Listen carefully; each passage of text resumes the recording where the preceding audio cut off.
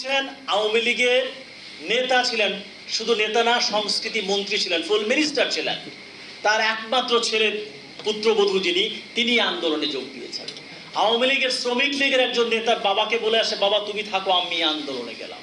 মানে আন্দোলনের সার্বজনীন ক্যারেক্টার কেবল ঢাকা না, রাজশাহী, চট্টগ্রাম, সিলেট, দিনাজপুর, পঞ্চগড় সমস্ত জায়গায় ছড়িয়ে গেছে।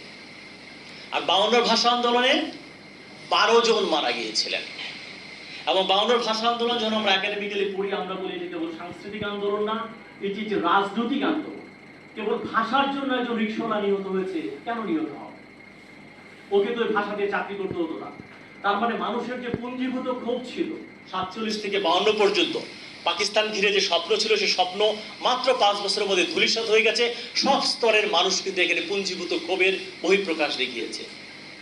কাজে 2024 সালের আমি বলছি এটি গণ অভ্যুত্থান হয়ে গেছে এবং সেই গণ অভ্যুত্থানের রেশ এখনো কিন্তু চলছে এবং এর মধ্য দিয়ে সরকারের নৈতিক এবং রাজনৈতিক পরাজয় নিশ্চিত হয়ে গেছে।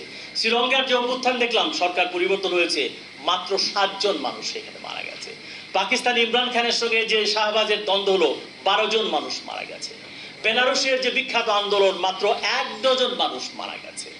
তাহলে কতগুণ মানুষ আপনি আপনার রাষ্ট্রের নিজস্ব নাগরিককে মারবার জন্য আপনি হেলিকপ্টারের ব্যবস্থা করেছেন, সেখান থেকে টিয়ার সেল দিয়ে নিক্ষেপ করেছেন, সেখান থেকে সাউন্ড গ্রেনেড নিক্ষেপ করেছেন এবং কেউ কেউ বলছেন সেখান থেকে গুলিও করা হয়েছে। ঘরের মধ্যে শিশুকে মারা হয়েছে, নারীকে মারা হয়েছে, সাংবাদিককে মারা হয়েছে। তো এইটা যদি গণ অভ্যুত্থান না হয়, তাহলে কোনটা গণ অভ্যুত্থান আমি ঠিক জানি না। কাজে এইটা যে সংস্কার এইটা হবে না। অনেকে এই বায়োনারি অপোজিশনের দ্বিধায় ভোগেন, আমি ভুগি না। যে আওয়ামী লীগ চলে গেলে তাহলে কি বিএনপি জামাত আসবে? আমরা আওয়ামী লীগকেও দেখেছি ব্যর্থ হয়েছে, বিএনপিকে দেখেছি ব্যর্থ হয়েছে, জামাতকেও দেখেছি, আমরা জাতীয় পার্টি দেখেছি। যদি সমস্ত রাজনৈতিক দল এরকম গণধিকৃত ব্যর্থ হয়, তাদের সবাইকে না বলতে হবে, আগামীর সংবিধান লিখতে হবে নতুন করে, যেটা তরুণ প্রজন্মের শিক্ষার্থীরা আমাদেরকে দেখাচ্ছে কিভাবে নতুন সংবিধান লিখতে হয়, নতুন রাজনৈতিক দল তৈরি করতে হয়। সবগুলো যদি গণধিকৃত, আমরা সবগুলোকে প্রত্যাখ্যান করতে রাজি আছি।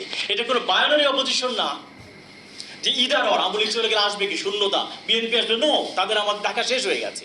কাজে এই যে যারা আলু পোড়ার মধ্যে, ঘর পোড়ার মধ্যে আলু খেতে চান, তাদেরকে আমরা সতর্ক করি যে সবগুলাকে আমাদের কিন্তু দেখা শেষ এবং তরুণ প্রজন্ম এগুলোকে দেখে ফেলেছে।